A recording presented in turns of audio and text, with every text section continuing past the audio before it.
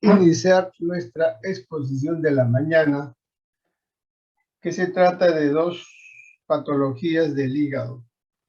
Y aquí le estoy presentando esta figurita porque el hígado está expuesto a concentraciones mínimas bacterianas que vienen de todo el tubo digestivo. Y esta arremetida de bacterias es controlado por la gran cantidad de tejido retículo endotelial existente en el hígado, cuyo representante es el acero de Kupffer. Si ustedes ven esta imagen, ustedes dirán qué significa cada uno de esos numeritos. En el estómago, la cantidad de bacterias que existe es 10 elevado a 2 por centímetro cúbico de líquido de jugo gástrico. En el duodeno es 10 a la 3. En el intestino delgado, 10 a la 8. Y en el grueso, 10 a la 12 por gramo de heces.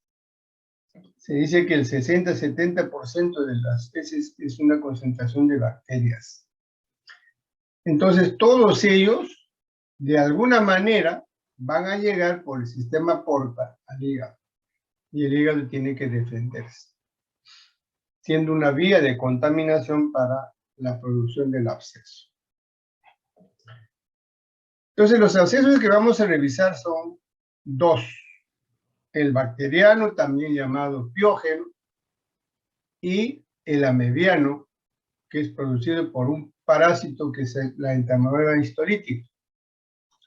Y además de estos dos que vamos a revisar, existen otras etiologías, como los hongos, como el citomegalovirus, sobre todo en pacientes inmunodeprimidos. En estos abscesos, la clínica es similar, casi no se diferencia. No importa de cuál sea la etiología. Hay algunas pequeñas características con las cuales uno puede sospechar lejanamente, pero no es muy franco la diferencia, ¿no? Por ejemplo, en el absceso amebiano va a haber un dolor en el hemitórax derecho. En el hemitórax, perdón, va a haber dolor por vecindad. Y en el piógeno, una hepatomegalia. Pero también puede haber hepatomegalia en el amebiano y también puede haber este dolorcito en el piógeno. Entonces no es nada que lo diferencie, no podemos decir, este dolor corresponde a un absceso amebiano. Cuando uno sospecha de un absceso hepático, el diagnóstico debe ser realizado desde el punto de vista de la historia clínica, laboratorio, inmunología y de imágenes. Pero uno de los exámenes bastante fáciles de hacer es la inmunología, para poder diferenciar si este es de tipo amebiano o de tipo microbiano. Si nosotros en el diagnóstico encontramos inmunología IgA o IgG negativo, no puede ser amebiano. Necesariamente tiene que ser otro, cualquiera de ellos, entre ellos el piógeno. Puede ser hongo, puede ser inclusive tuberculosis, etc. Pero si sale positivo, definitivamente ya estamos frente a un absceso de tipo amebiano. Y los tratamientos son diferentes en cada grupo. En el amebiano, el metronidazol y otros antiparasitarios, y en el piógeno, los antibióticos. En ambos, en el absceso piógeno y amebiano, el diagnóstico siempre será un reto, siempre será difícil, no es fácil. En ambos, el curso del clínico de la enfermedad es muy larvado. A veces en ambos vienen ya en etapa grave. Por eso el diagnóstico va a ser tardío. No vamos a encontrar ninguno de los abscesos cuando recién está comenzando, al inicio, sino cuando ya está avanzado. Y la mortalidad alcanza del 15 al 25%. Este diagnóstico hoy por hoy ha mejorado. Y ha mejorado gracias a las imágenes, ya sea la ecografía y la tomografía. Muy poco, cuando viene al hospital, muy pocas veces va a ser el diagnóstico tardío. Nos demoraremos un poquito quizás, pero no tanto. El problema es que es como la sintomatología, no es una sintomatología que llama la atención, que es dolor, que le compromete la salud del paciente, no viene. ¿Y cuándo viene? Viene cuando ya la situación está bastante complicada. Entonces, esta demora no depende de nosotros, depende más de la actitud del paciente. Entonces, dicho estas generalidades, vamos a revisar el absceso hepático piógeno o bacteriano. Desde el punto de vista de la epidemiología, varía su prevalencia de 0.29 hasta 1.47%. Depende también esto de la serie de estudios. No es lo mismo los estudios que se hacen en Estados Unidos, en Europa, en América, etc. Entonces va a depender de eso, esa prevalencia. La frecuencia de la enfermedad generalmente está entre la quinta y séptima década de vida y en su mayoría en el sexo masculino. El tamaño puede variar desde 5 hasta 10 centímetros de diámetro, pero también hay descritos grandes, entre ellos hasta 25 centímetros de diámetro. Es poco probable que el absceso piógeno se forme en ambos lóbulos. Generalmente es en un solo lóbulo, generalmente es único. Los que vienen de origen biliar o portal pueden ser polimicrobianos, o sea, la congruencia de varios microbios. Y el porcentaje es alto en este caso, del 26 al 64%. Por supuesto, ¿quién predomina? Los gram negativos, porque son las enterobacterias los que van a venir a colonizar el hígado. Y el absceso en general es único, el absceso piógeno, pero puede ser también múltiple en casos raros. Y cuando es múltiple, se asocia a los que vienen de origen biliar. Cuando es múltiple, biliar, y cuando es único, de origen portal, por vía portal, venosa.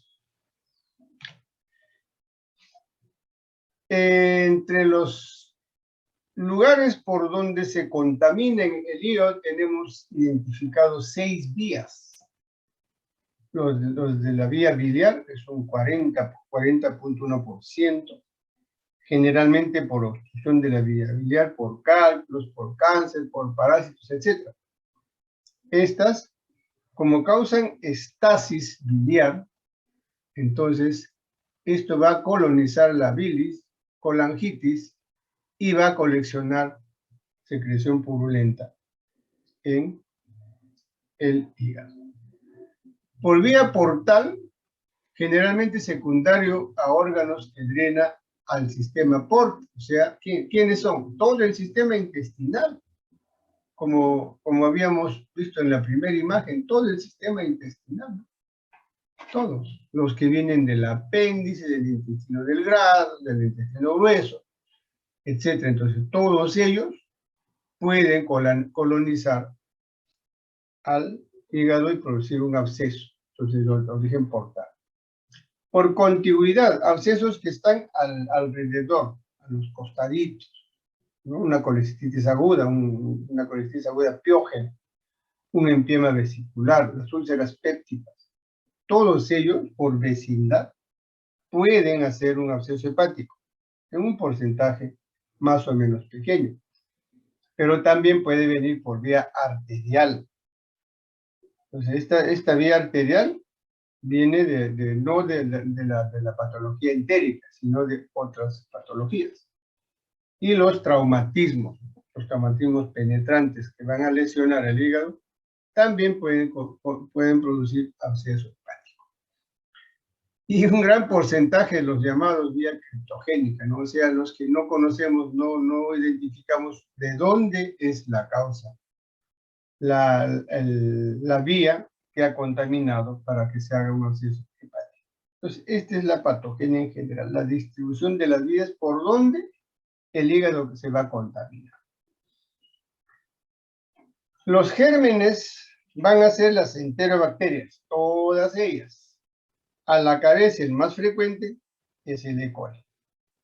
Y el oportunista, el gran oportunista, sobre todo de los pacientes inmunodeprimidos, la pseudomonas, que no corresponde a la enterobacteria. Estas enterobacterias son gran negativos aerobios, pero tienen la capacidad de desarrollarse en medio anaerobio, por eso se llama anaerobio facultativo. Entonces, aprovechan cualquier circunstancia donde no le permiten vivir en medio aéreo y pueden reproducirse en medio anaerobio.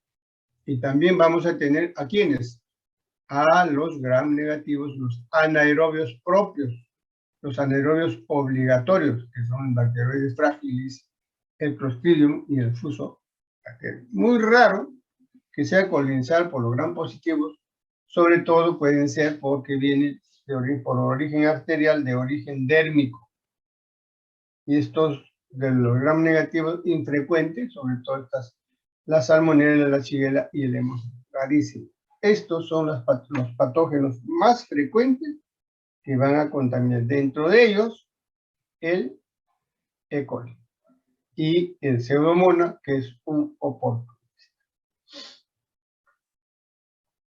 Ahí están cada uno de ellos, para que le den una miradita a su morfología y tomen nota y se pongan a estudiar las características de cada uno, ¿no?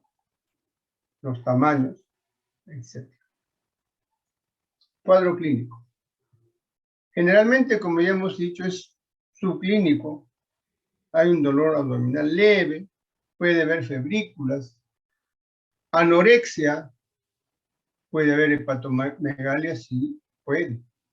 Malestar general por la fiebre. Como no come, hay fiebre, puede perder peso, pero no es una pérdida alarmante. O como puede haber ictericia, ya sea por la propia infección o por un problema obstructivo biliar y los vómitos. Entonces, estas cositas, estos malestares van a permitir que el paciente pierda peso porque no está comiendo. Y no es una pérdida de peso alarmante, por eso también el paciente no se alarma, no acude.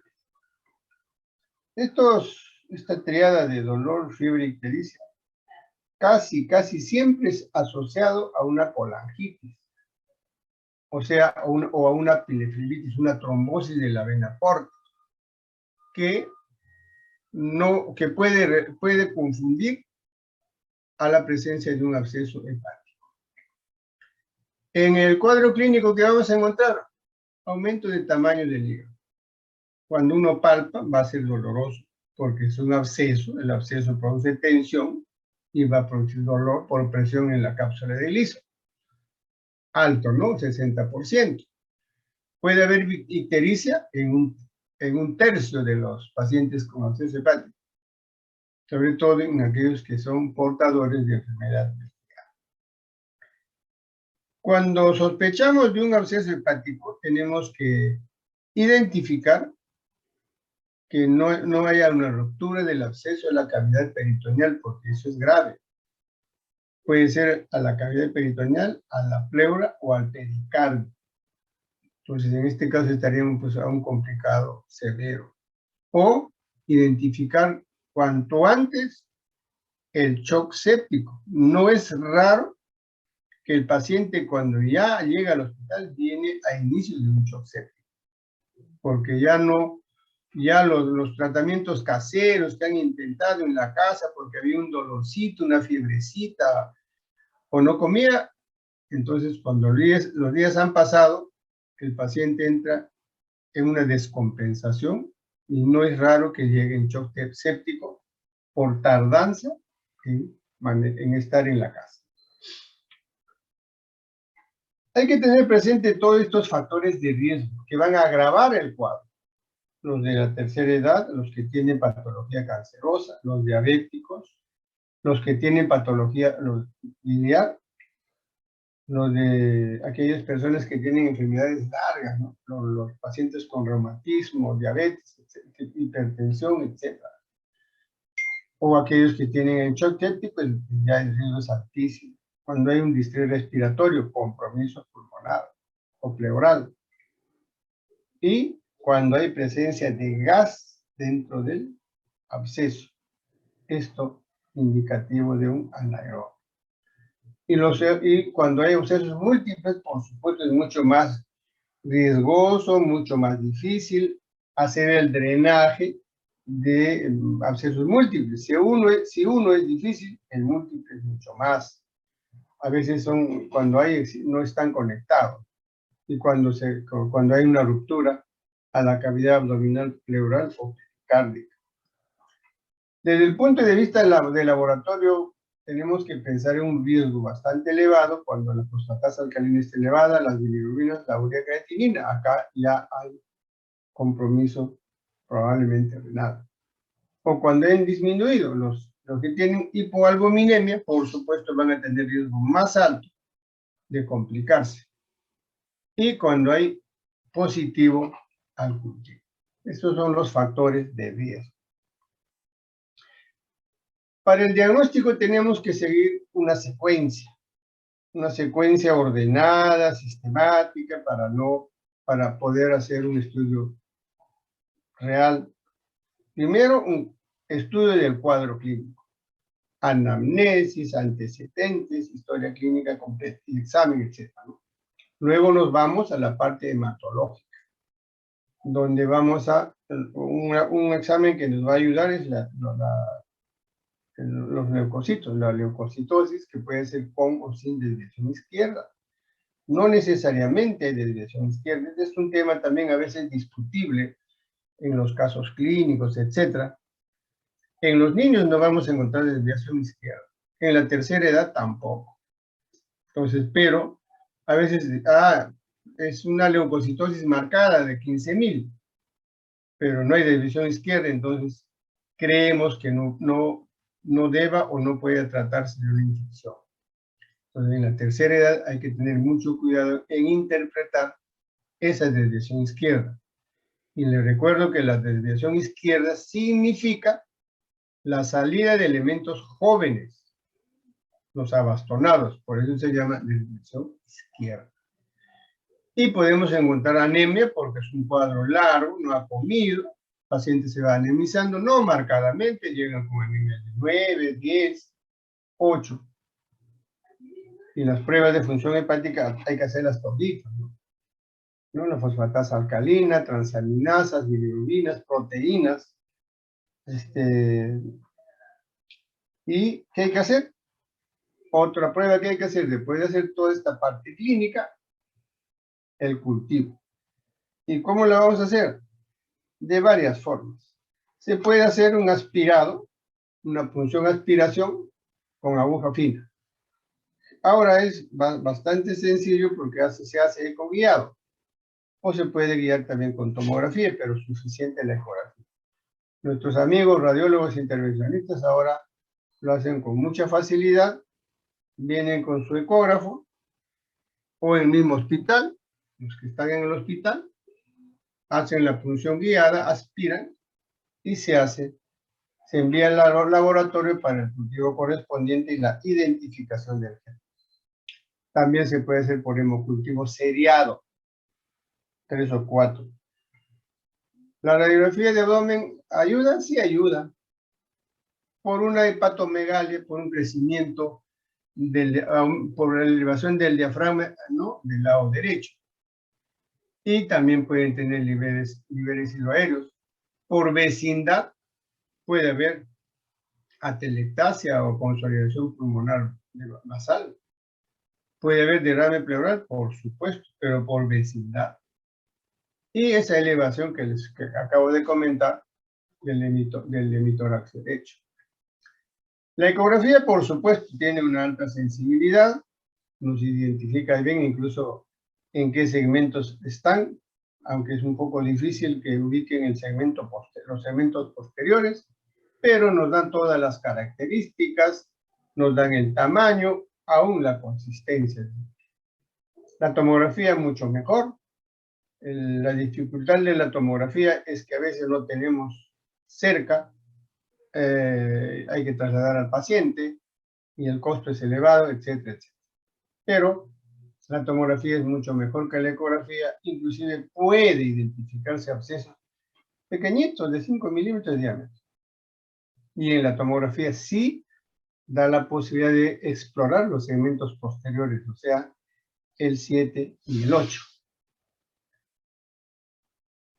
Entonces, esta es la radiografía de un absceso hepático. Miren, con su nivel diafragma, con su nivel, no me van a decir que este es un nivel hidroaéreo, ¿no? Este es hígado. Un absceso hepático, una capa gruesa. La ecografía, la medida, el diámetro nos da, y la tomografía. Los tres exámenes, estos dos son los mejores. De los tres, el menos inocuo que puedes repetir las veces que creas que quieres es la ecografía. En cambio, en la tomografía hay mucha radiación, pero el examen es excelente. Ellos son los que nos van a ayudar al diagnóstico. Y una vez que tengamos el diagnóstico, tenemos que hacer el tratamiento. Y en el tratamiento no tenemos que esperar el cultivo. Siempre se comienza con un tratamiento empírico, dirigido en general a la flora intestinal,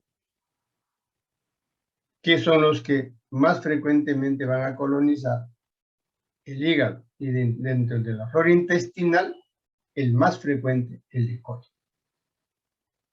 Entonces, si hay la posibilidad, se hará la punción aspiración para el cultivo. Pero el cultivo demora 3 o 4 días. Entonces, mientras se hace el tratamiento empírico dirigido a la flora intestinal. ¿No es cierto? Anaerobios, gram negativos, el imipenem y el meropenem hoy día está controlado por este sistema del uso racional de antibióticos. Inclusive no sé si en todos los hospitales, pero en mi hospital los cirujanos no podemos recetar, solamente pueden recetar los pacientes que están en UCI y los infectólogos. Entonces, cuando nosotros tenemos la necesidad y no hay respuesta a cualquiera de estas asociaciones, hacemos la interconsulta para que ellos realicen el tratamiento y nosotros hacer el seguimiento. Pero el tratamiento no es, pues, básicamente, si bien es cierto, vamos a iniciar un tratamiento antibiótico. ¿Cuál es el gol estándar de un tratamiento de un absceso? ¿Es el antibiótico? No. Es el drenaje. El antibiótico va a ayudar. Y es más, el antibiótico va a ayudar a las defensas de nuestro organismo a tratar de eliminar las bacterias y los detritos. Pero si nosotros damos antibiótico y sigue el absceso, esto no va a mejorar nunca. Entonces, el drenaje se debe hacer a la brevedad posible. El drenaje se puede hacer por percutáneo. Ahora se hace. Ahora los radiólogos intervencionistas nos ayudan mucho. Y si por alguna razón no se puede, porque a veces el absceso es muy denso o no se puede extraer totalmente o es muy grande, en ese caso fracasan ellos, ahí tendremos que hacer el drenaje quirúrgico. Y el drenaje quirúrgico se hace por vía laparoscópica o vía convencional. Se puede decir, si el paciente está en mal estado, se puede hacer como emergencia o se puede hacer como programa. Entonces, esta es la secuencia del tratamiento del absceso hepático de una vez diagnosticado.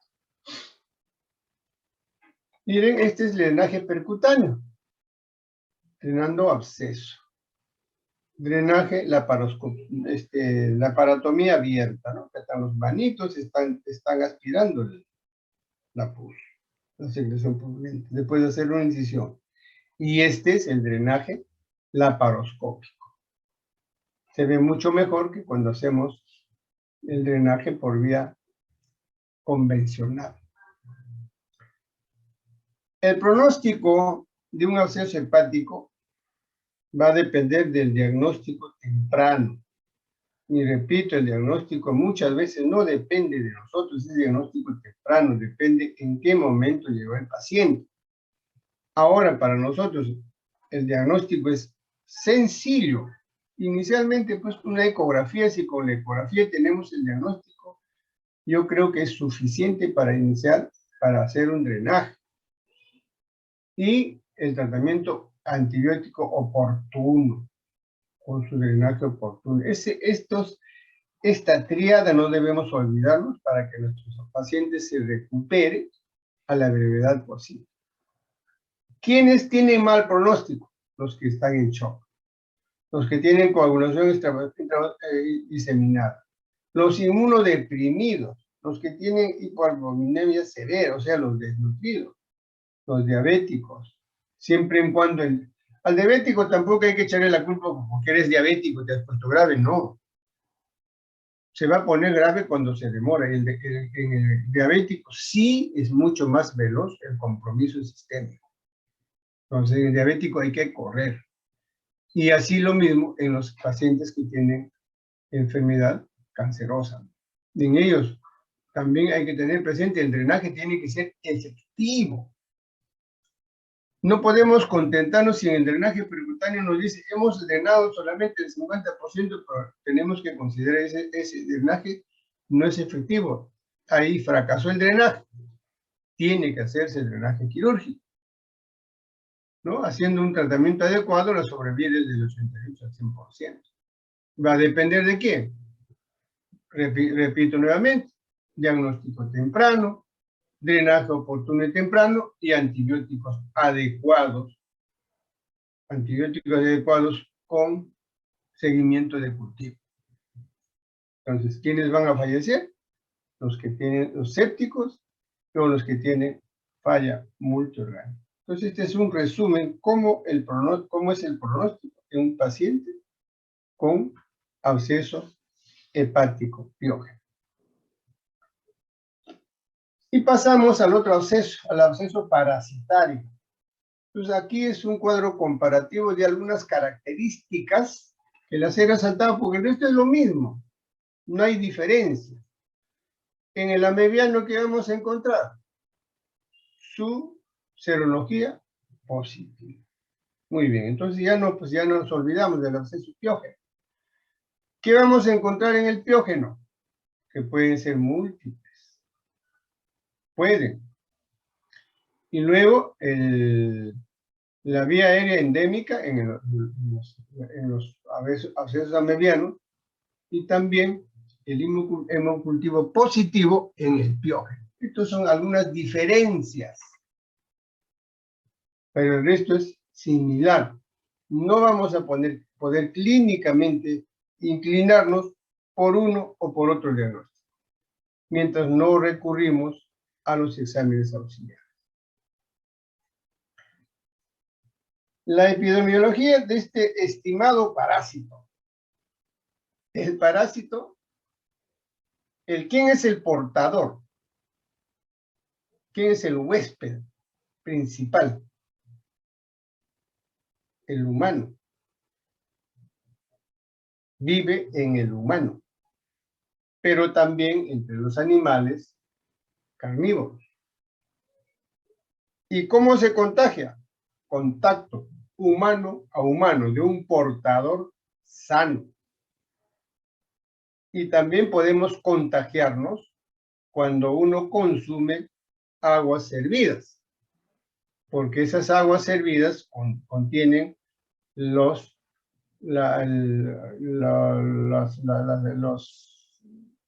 al huésped que va a contagiar. Y también cuando regamos los vegetales, sobre todo los vegetales rastreros. Entonces, Este parásito es de importancia de la salud pública, sobre todo en los climas tropicales, donde es endémico, porque ellos sí no tienen agua, no tienen desagüe y consumen agua de los ríos, agua y riegan sus plantas con aguas servidas, etc. Entonces, este va a ser endémico en aquellas zonas donde no hay salubridad.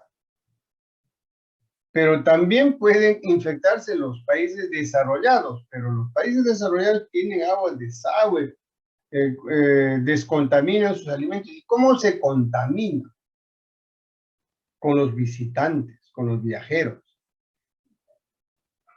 Ellos van a contaminar.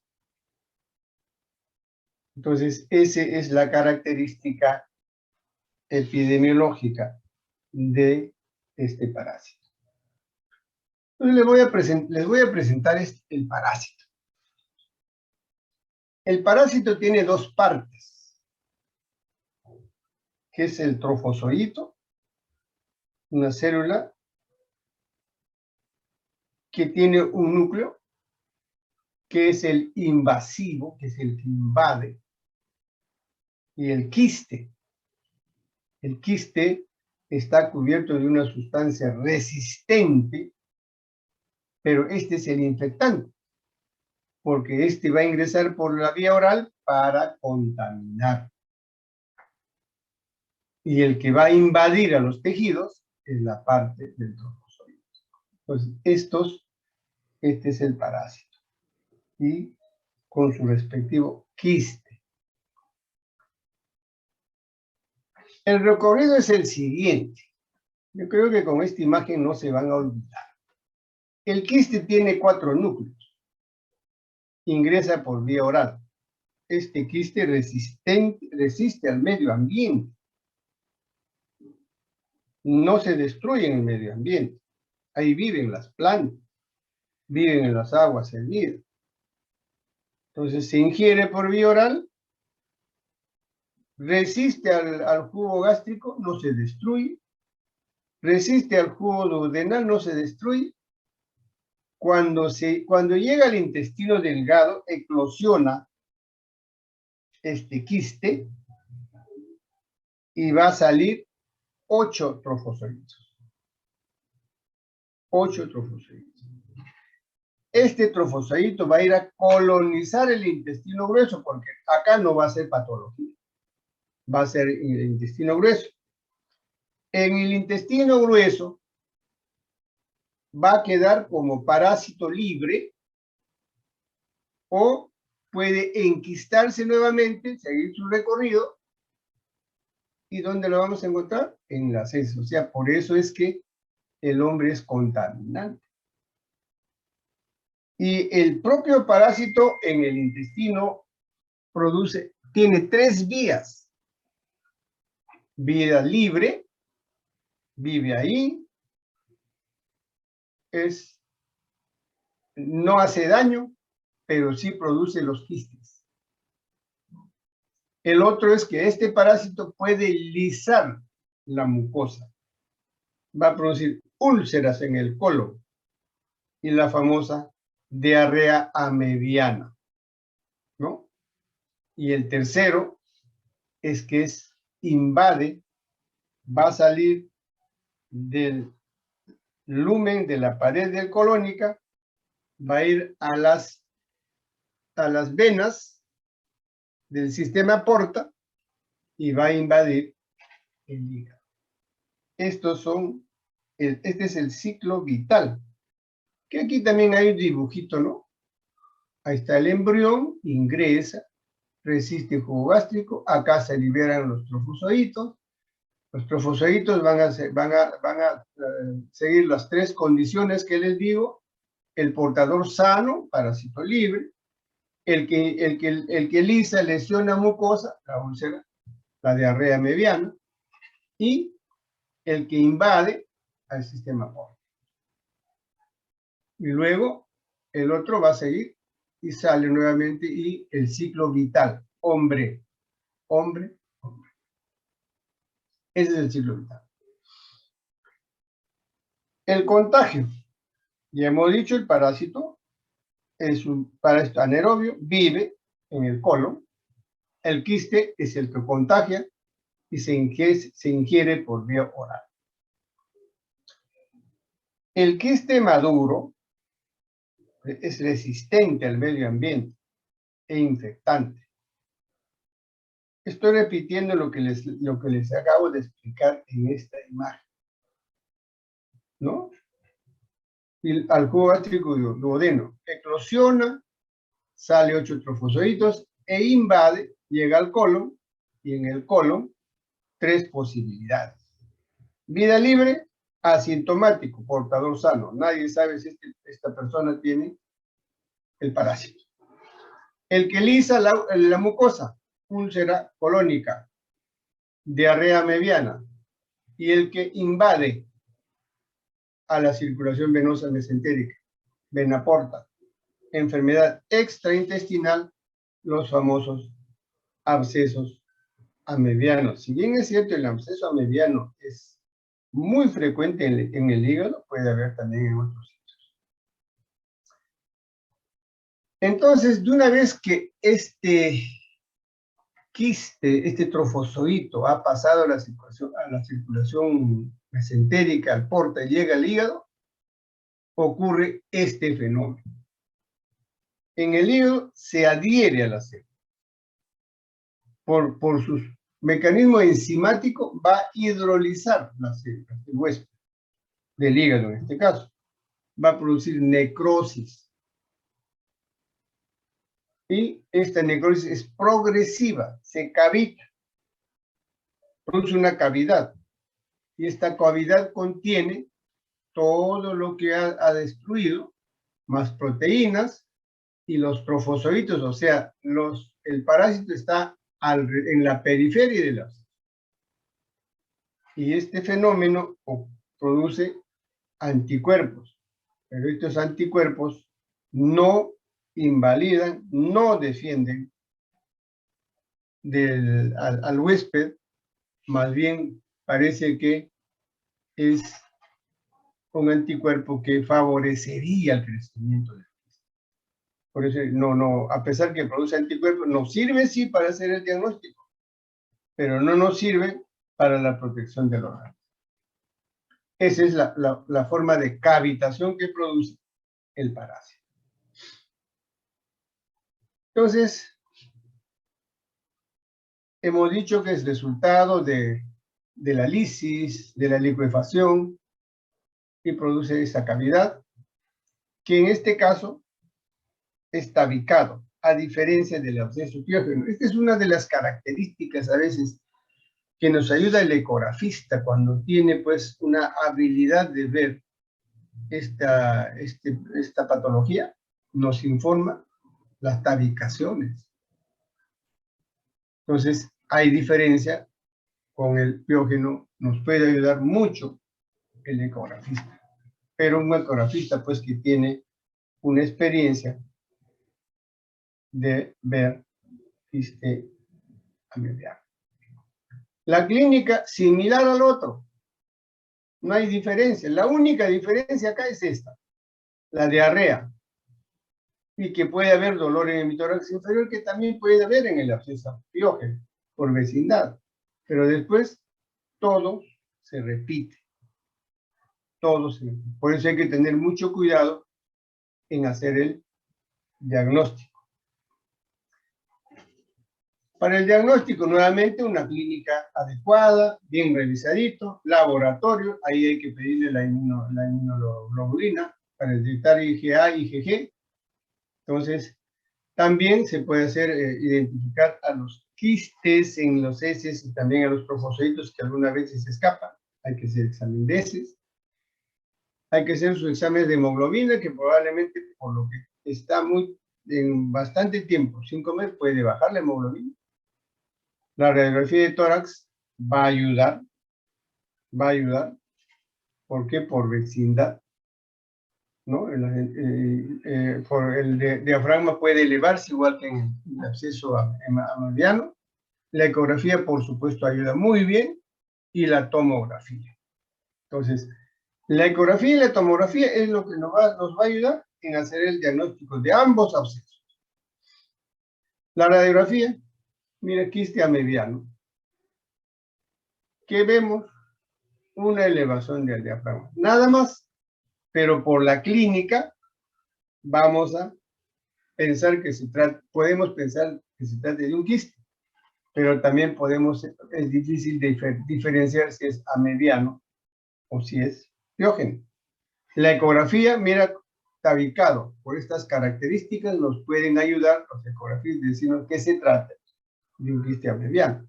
Y la tomografía, por supuesto, con mayor razón. Entonces, el tratamiento es los antiparasitarios, cualquiera de ellos. Esta es la dosis, la vía y la frecuencia que se utiliza. Pero a esto siempre vamos a ir acompañado con más importancia al drenaje, que también se puede hacer percutáneo. Es un drenaje percutáneo, un quiste chocolate, característico de un quiste amediano, ¿no? Y si el drenaje percutáneo no resuelve el problema, entonces será una cirugía laparoscópica o una cirugía convencional. Revisados los dos abscesos, no sé si hasta acá hay alguna pregunta, vamos a pasar a revisar la hidatidosis hepática, que es otro parásito mucho más complejo.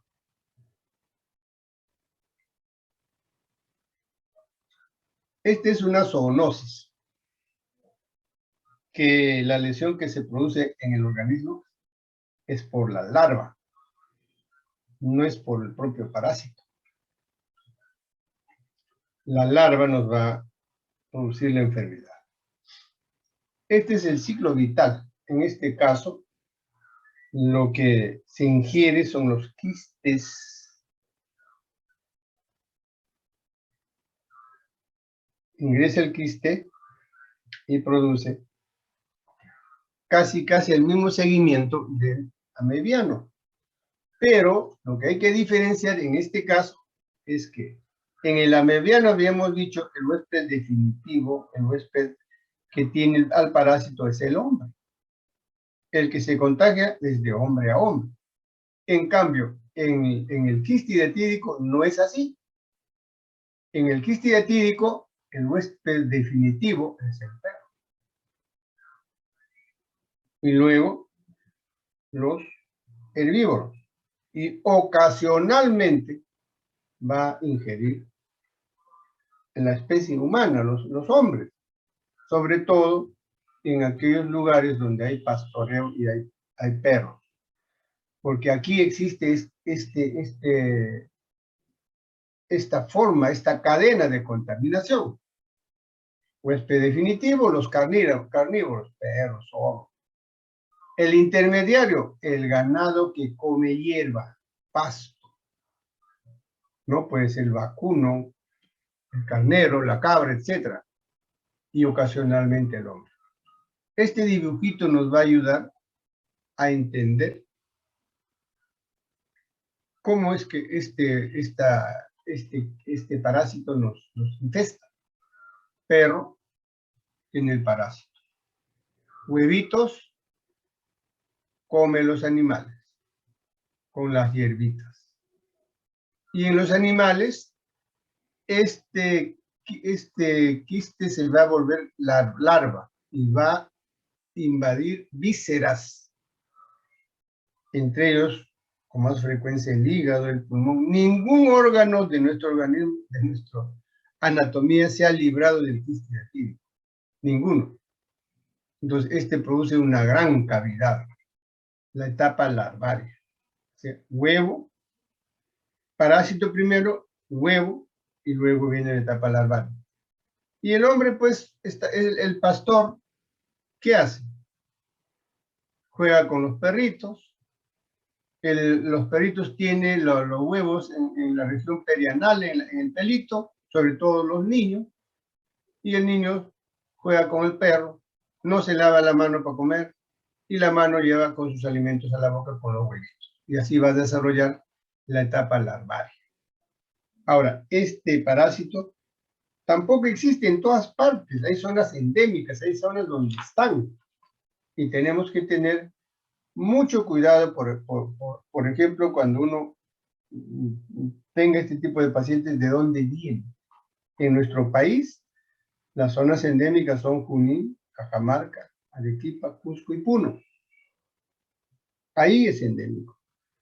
En América, Argentina, Chile, Bolivia, son los endémicos.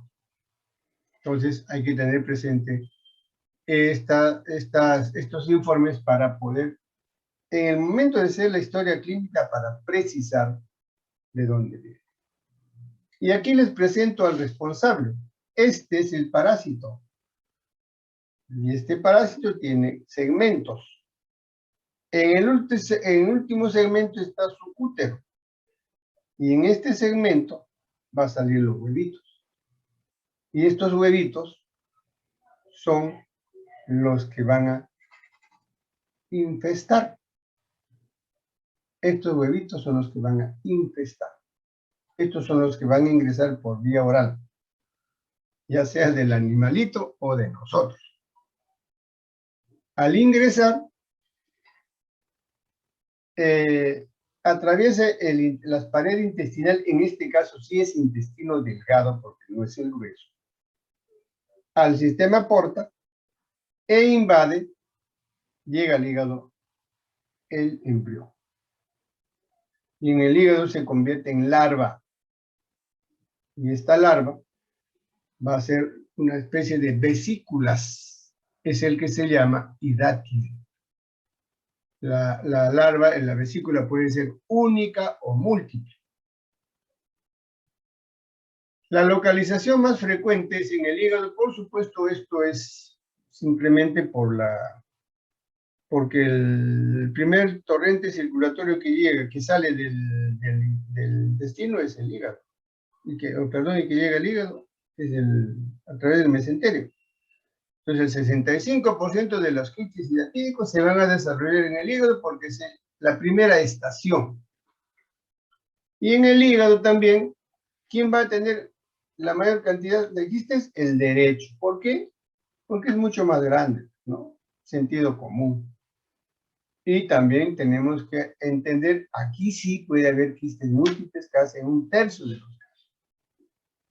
Y en el pulmón, de una vez que pasó el hígado, puede estacionarse en el pulmón y en otros órganos, cualquiera de los órganos. Está descrito quiste hidatídico en el hueso, en el ojo, en la piel, en el peritoneo, etcétera, etcétera. Entonces, esta es la evolución del quiste hidatídico. Y esta es la famosa larva, ¿no? El quiste hidatídico. Entonces, esta es una larva gigante, una vesícula gigante, con múltiples vesículas pequeñas. Fijen esta imagen. Entonces, esto se formó al ingerir huevos de los animalitos o también de las aguas hervidas. También de las aguas hervidas. Entonces, como consecuencia de este crecimiento vesicular, daña los órganos. Y vamos a encontrar en la clínica, esto va a pasar como periodo asintomático, mucho más asintomático que a los abscesos que hemos descrito. Estos quistes tienen de evolución 20 años, 30 años. Porque se dice que el crecimiento del quiste es de 1 centímetro por año. Pero dependiendo también en qué órgano está alojado. Porque el crecimiento no va a ser lo mismo en el hígado, ni en el pulmón, ni en el hueso. Entonces, ese año imagínate, si va a tener 10 centímetros de diámetro, pues tendrá 10 años, etc. Y también va a depender no solamente de la consistencia del órgano, sino de nuestra defensa. Entonces el periodo asintomático es larguísimo. ¿Y qué es la sintomatología? Dolor leve, que nadie le hace caso, una dispepsia, la comida me cayó mal, etc. Y no es raro que nos hemos encontrado con un tumor gigante, ¿no? En el hipocondrio derecho. Cuando uno le hace la historia y va a examinar, se le invita al paciente que se ponga en decúbito dorsal, y al evaluar al paciente vemos una asimetría terrible en el abdomen. Y al palpar, vamos a palpar un quiste grande. ¿Y desde cuándo tienes? Hace tiempo, hace 20 años, de 10 años. Y así estaba caminando. Y una característica de este quiste es que puede producir reacción alérgica. No es raro que el paciente haya fallecido por shock anafiláctico cuando el quiste se ha roto. Hay algunos descritos cuando están haciendo la cirugía y el líquido quístico se ha derramado a la cavidad peritoneal y ha hecho un shock anafiláctico. Entonces, esa es la característica. Entonces el paciente viene caminando, nunca tuvo fiebre, viene caminando, mire, doctor, tiene un bulto acá, o no como, o viene porque le hicieron una ecografía de control y le dicen, usted tiene un quiste, vaya usted al médico. Entonces, el diagnóstico tiene que seguir esta secuencia, una historia clínica. La epidemiología, no se olvide. Cuando ustedes tengan un paciente que viene con una tumoración, siempre pregunten de dónde viene, a qué se dedicaba de niño. Es importante para el diagnóstico también ver la localización. ¿Dónde está localizado? ¿En el hígado? ¿En el peritoneo? ¿Es único? ¿Es múltiple? Tenemos que ver el tamaño, porque del tamaño va a depender la cavidad que va a quedar y el procedimiento correctivo que se va a realizar en la cavidad. Y evaluar si ese parásito está vivo o ya no está vivo, ya no es viable. Ver el estado del parásito. Ver el estado de la adventicia. La adventicia es el tejido del huésped que ha sido dañado. Y luego ver la serología. También se puede hacer el diagnóstico aspirando el líquido quístico, ¿no? Se aspira el líquido quístico, generalmente cuando aspiramos al momento de la operación, la primera aspiración mandamos al laboratorio, al patólogo, el patólogo nos dice en 5 minutos si hay escólisis, los escólisis son las cabecitas del quiste. Y en las imágenes nos ayuda, por supuesto, la radiografía, la ecografía y todo. Esto también ha mejorado mucho en los últimos años, porque del 90 atrás, la única herramienta que nos ayudaba a hacer el diagnóstico era una radiografía. Pero la ecografía y la tomografía ha revolucionado en los diagnósticos, no solamente en los quistes, en las enfermedades en general. En esa oportunidad nosotros solamente teníamos el arco quinto. Ahora tenemos todos ellos. De todos ellos, todos estos son diagnósticos inmunológicos. El LISA y Westerblot es el mejor. Y mejor si la asociamos. Mejor si la asociamos. La radiografía, miren. Un quiste diatídico hepático. ¿Podemos diferenciar de un quiste, de un absceso? No. Pero aquí en la radiografía de pulmones sí puedo inferir que se trate de un quiste diatídico por la calcificación, que es esta. Porque en el absceso no se calcifica. Entonces este es un quiste diatídico pulmonar. Y hoy día la ecografía pues, nos da las medidas, las características, y incluso nos dicen si hay o no hay vesículas internas, como en este caso una tomografía de un quiste gigante, casi todo el lóbulo derecho, con 1, 2, 3, 4, 5, 6 quistes, ¿no? Dentro de ella, con una tomografía. Garvin nos hizo una clasificación muy bonita que nos sirve inclusive para el tratamiento y para ver en qué estado estamos y qué podemos hacer. Y nos clasificó en 5 tipos. El 1 significa que es un quiste único, una vesícula única y vivo, viable. El tipo 2 ya es un quiste donde la membrana germinativa se ha desprendido. Y esta membrana lo veíamos con mucha dificultad a veces cuando se tomaba una radiografía y le llamamos y veíamos la membrana caída. Y se podía ver una radiografía y ahora con la ecografía se ve muy bien. El tipo 3, un quiste grande con múltiples vesículas. El tipo 4, no se ve vesículas, una imagen heterogénea, densa, sólida. Y el tipo 5, calcificado. O sea, Garvey nos llegó a enseñar de que el tipo 1 y el tipo 3 es viable. Está vivo. El tipo 3, el tipo 4 y el 5 ya no está viable. Esta membrana que es caída y radiológicamente le llamamos la membrana, el signo del camalote, ¿no? Que ahora pues con mucha facilidad inclusive nos dan todo el contorno desprendido con la ecografía o con la tomografía. Nosotros solamente veíamos acá como una ola, como una hoja y por eso se llamaba el signo del camalote. Entonces esta es la clasificación que nos hizo Garvey. Importante para ver el tratamiento y para definir el tratamiento. En el tratamiento hay que fijarnos algunos objetivos. Primero tenemos que evitar diseminar el líquido, porque si diseminamos el líquido, las cabecitas o los escólices que se llaman del quiste dietídico se nos va a salir fuera de la cavidad y va a contaminarse el peritoneo y ese va a crecer como quiste dietídico.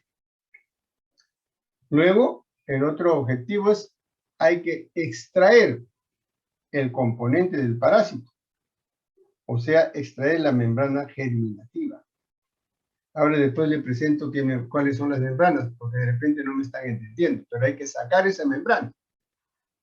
Y de una vez que sacamos esa membrana nos va a quedar una cavidad dependiendo de qué tamaño es el quiste. Entonces hay que tratar esa cavidad, hay que resolver esa cavidad, no lo podemos dejar. Y si hubiera fístulas, hay que corregir la fístula.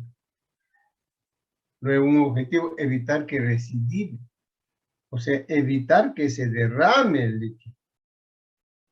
Y si hay hemorragia, hay que controlar la hemorragia. Todos estos objetivos hay que tener presente porque el quiste dietídico hace una gran cavitación a veces y hace daño al órgano donde está alojado. Los más frecuentes, hígado, pulmón, y también hay al mismo tiempo en el hígado, pulmón y peritoneo. Nosotros en el 2018 hemos tenido 2 pacientes mujeres que venían de Ayacucho al mismo tiempo con una hidratidosis múltiple, abdomen, pulmón y hepático. Lamentablemente nos dejamos de verlo por la pandemia, porque el retiro de la paralización de la pandemia fue brusca y no lo estamos viendo. ¿Qué habrá pasado? No lo sabemos.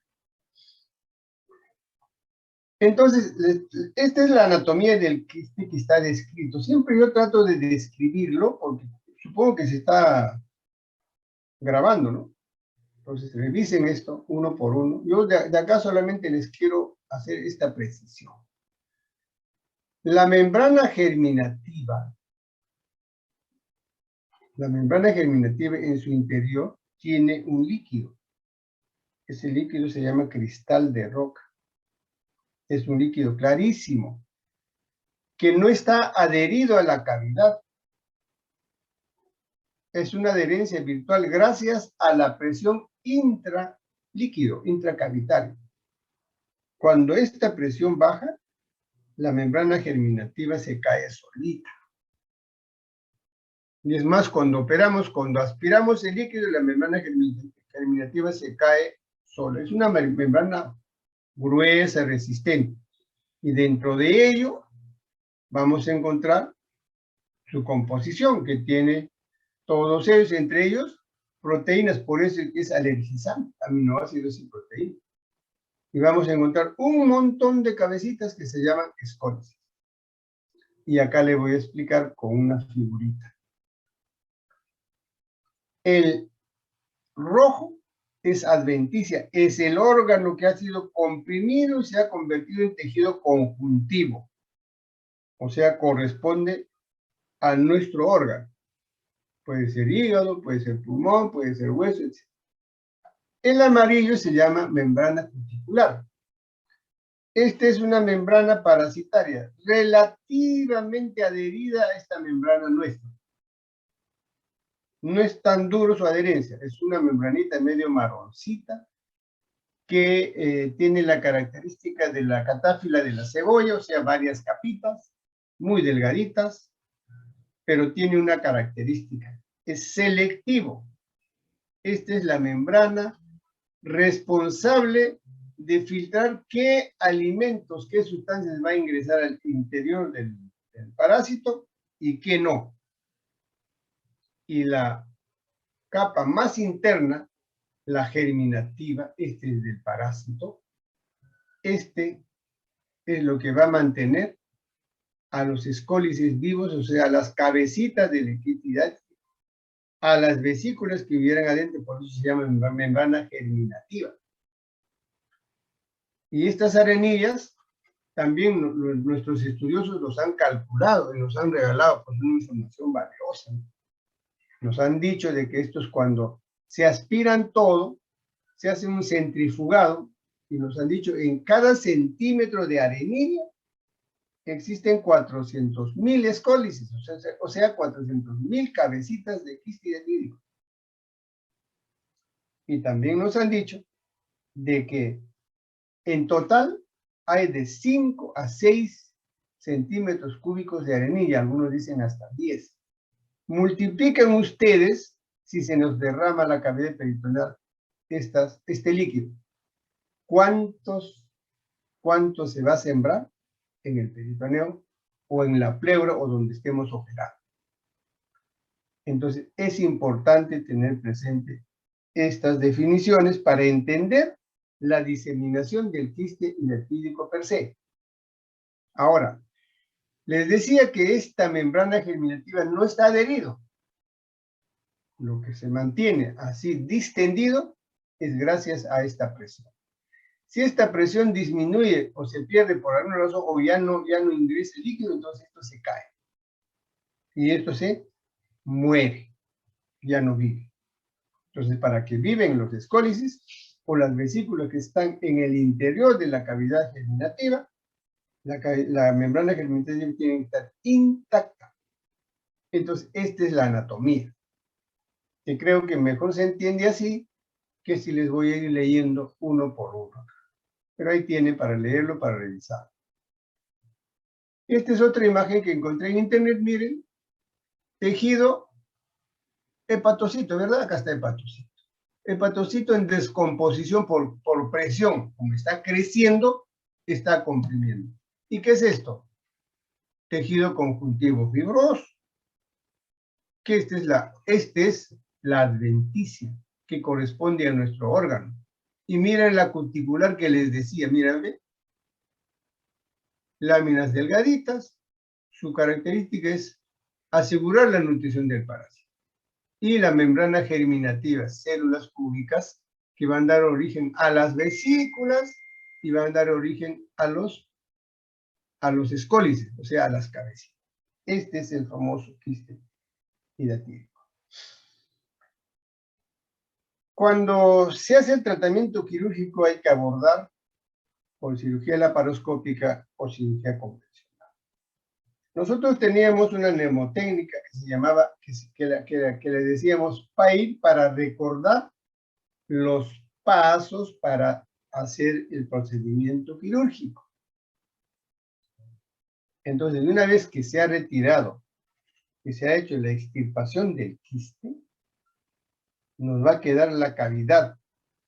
Esta cavidad podemos hacer el cierre, el llenado por cualquiera de estas metodologías, de cualquiera de estas técnicas. Cierre primario, taponamiento con epiplo, marsupialización, quistostomía, capitonaje o cistoieinostomía o hidrorrojos, cualquiera de ellos. Y luego aparecieron otras técnicas para quistes más pequeños llamados el PAIR y el PAIR-PA. Pero también existen las cirugías cruentas, con las cuales, por lo menos yo no estoy de acuerdo. Las cirugías cruentas son innecesarias, porque termina el paciente en mal estado. Vamos a, entonces, revisar en qué consiste la técnica operatoria. Primero la tenemos que aislar. Aquí está mucho más aislado. Esta es la cirugía abierta, esta es la cirugía laparoscópica. La cirugía laparoscópica no le damos la verdadera importancia en aislar, porque punzamos y el líquido se nos va a salir. En cambio, en la cirugía convencional sí. Estas gasas son gasas grandes. Aquí pues son gasas pequeñitas. Esta imagen, por si acaso, está aumentado de tamaño en 16 veces su tamaño normal. Entonces, estas gasas son pequeñitas que han ingresado por el trocar de 10 milímetros. Entonces, no puede ser una gasa grande. En cambio, acá utilizamos una gasa grande que se llama PAC, embebido en una sustancia escabicida. O sea, se remoja, se introduce en la gasa grande, se escurre, se exprime y luego se coloca, se rodea todo el hígado, los vecinos, inclusive la pared del abdomen, y aún se punza a través de la gasa. Y estos escobicidas, ¿quiénes son? El cloruro de sodio o dextrosa hipertónico. Usamos cloruro de sodio al 33%. En algún momento se usó formol, que era muy dañino. Se usaba también el alcohol, que no es tan efectivo como el cloruro de sodio. Pues una vez que hemos aislado, mira acá como el ayudante tiene como una pinza, tiene bien fijo a la membrana del quiste, del órgano, y está punzando a través de la gasa. Y luego va a aspirar. ¿Y qué cosa era el PAIR? El PAIR era esto. Punción, aspiración, inyección y reaspiración. O sea, uno después de haber aislado, punzamos. Luego de punzar, aspiramos el líquido quístico. Si aspiramos 50 centímetros de líquido quístico, vamos a inyectar 50 centímetros del escobicida. Se cargamos la jeringa e inyectamos. Luego de inyectar, otra vez aspiramos. 3, 4, 5 veces, hasta más o menos estar seguros de que ya se ha evacuado el líquido en su totalidad, o estar seguros que por la cantidad de líquido que estamos inyectando, los escólices están muertos. Entonces, el PAIR era punción, aspiración, punción, aspiración. De una vez que habíamos repetido 3, 4 veces, lo que se hace es la sección de la pared del órgano, se secciona, se corta. Y al cortar, la membrana germinativa se cae así solita. No hay que desprender, no hay que hacer cirugía, nada, se cae. Se cae como una bolsa gruesa, ni siquiera es delgada. Cuando uno coge esto, no se rompe. Con una pinza de anillo o con una Alice que se llama, se coge y se levanta y se retira. Entonces, eso es lo que se hace con el tratamiento del quiste. Para eso era el PAIR. Entonces, esta es la punción, la aspiración, que ahora le he llamado, antes de llegar a eso, de una vez que queda la cavidad, hay que reparar. Uno de ellos se llama capitonaje, una gran cavidad. No podemos dejarlo así. tenemos que corregir esta cavidad. Uno de ellos se llama capitonaje, que es suturar por planos, comenzando desde la parte profunda. Aquí, por ejemplo, hay 3 planos. Este representa al plano profundo, al plano mediano y al plano superficial. Puede ser 3, 4, 5 planos, depende de la cavidad. Capitonar. Y al final terminamos cerrando. Capitonar. Este otro se llama epipoplastía, una cavidad mediana. Para no dejar abierta la cavidad, se sube el epiplon y el epiplon se fija la cavidad. O la famosa Hydrux también, cuando la cavidad es grande, para que siga drenando hacia el intestino. Tenemos otro, que es el cierre primario en quistes pequeños, puntos se pasan de un sitio a otro y se anudan. Pero para esto no tiene que ser muy tenso, tampoco en este caso. Si es muy tenso, ya no podemos hacer capitonaje, porque al afrontar se va a romper. Lo mismo acá, como el ajarete que se hace alrededor, pero en quistes pequeños. La otra técnica es la marsupialización en quistes de 5 centímetros. Un poco más, se saca la membrana germinativa y todo alrededor se sutura y queda abierto a la cavidad peritoneal. Esto no se puede hacer en cavidades muy grandes. Y además hay que estar bastante seguros que no tenga una fístula biliar o que no haya sangrado. Esta otra técnica, la quistostomía, se hace cuando los quistes son gigantes. El problema es que acá a veces han intentado hacer cirugía radical, hepatectomía, quistectomía, segmentectomía, etc. Y lamentablemente la evolución no es buena. La desventaja de esta quistostomía es la morbilidad. El paciente va a estar con este dren tubular, este es un dren que se ha colocado dentro de la cavidad, se fija, este dren es un dren grueso con varios orificios para que salga el contenido. Esto se va cerrando progresivamente y cuando ya estamos seguros que ya no drena, ya la cavidad cerrada, se retira.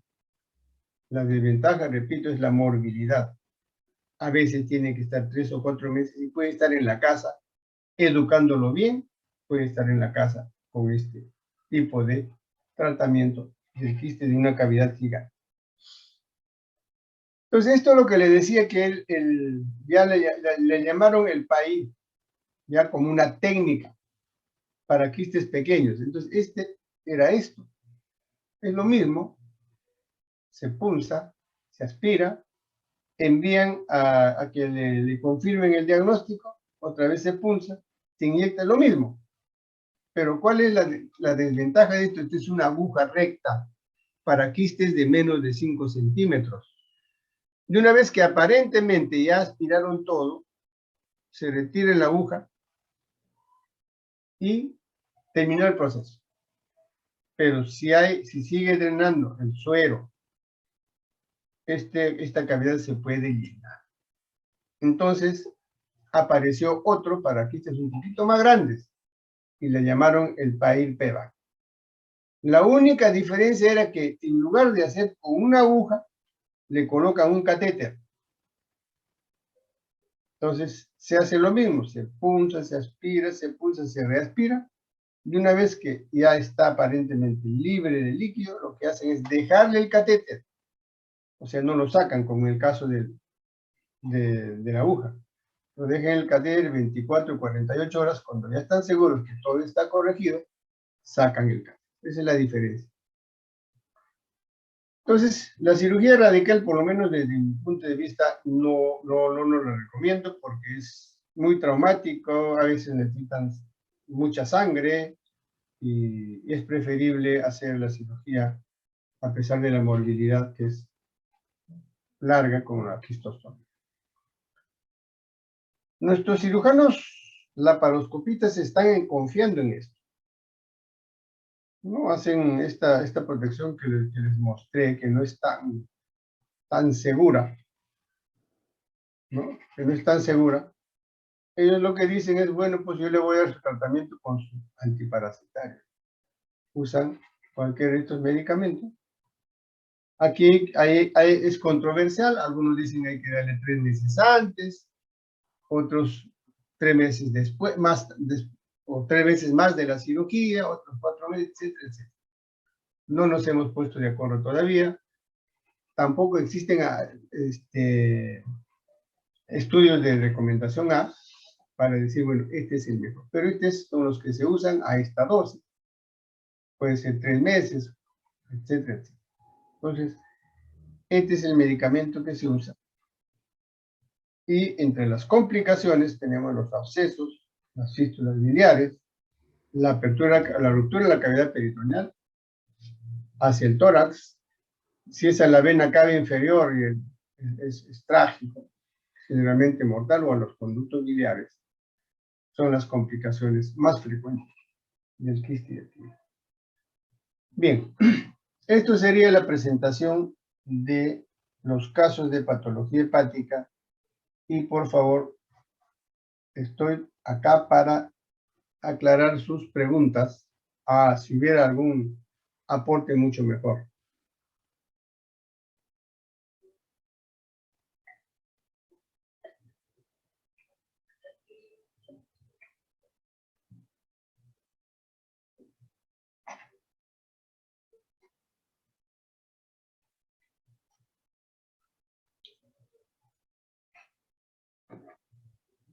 Entonces, creo que no hay ninguna pregunta o ya se fueron todos a almorzar.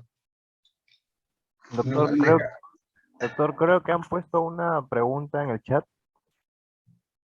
No la veo, yo no la veo chat. A ver, ¿qué hagan la pregunta? No veo el chat, no sé por qué.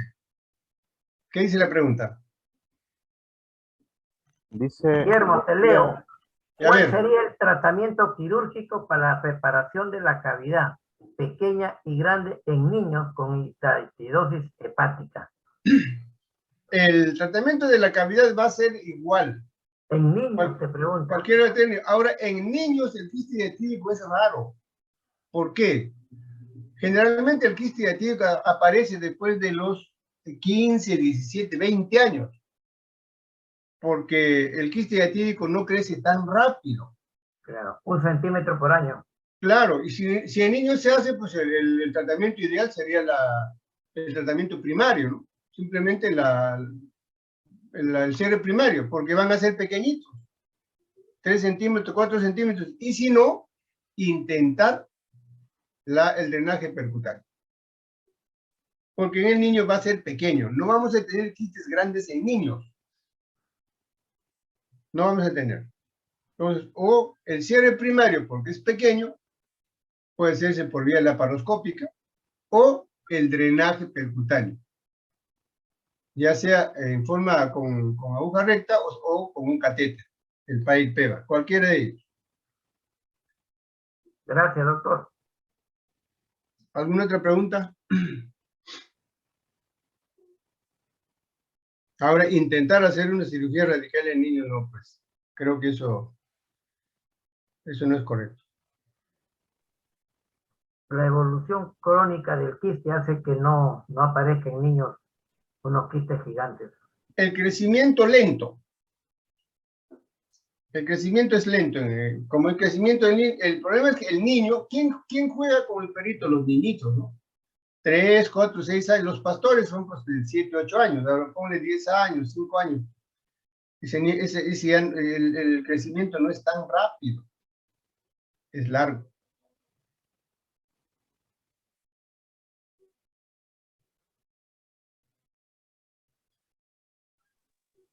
Doctor, en cualquier abordaje quirúrgico, sí o sí se tiene que reparar la cavidad, ¿verdad? Sí o sí, claro. Sentido común, no podemos dejar la cavidad abierta. ¿Y en la laparoscopía, cómo sería? Es lo mismo que la cirugía. La laparoscopía, acuérdense, hace los mismos procedimientos de la cirugía convencional. Lo único que hacemos con la laparoscopía es que ya no usamos la mano en forma directa, sino usamos la mano extendida entre un instrumental alargando nuestras manos. Es lo mismo. ¿Podemos hacer esto? Sí. Ahora, ¿es más dificultoso? Por supuesto. ¿Necesita mayor entrenamiento? Por supuesto. ¿No? Porque hacer un capitonaje con la paroscopía para separar y todo es mucho más difícil. Yo sí, de forma particular, si es un quiste grande, prefiero cirugía convencional.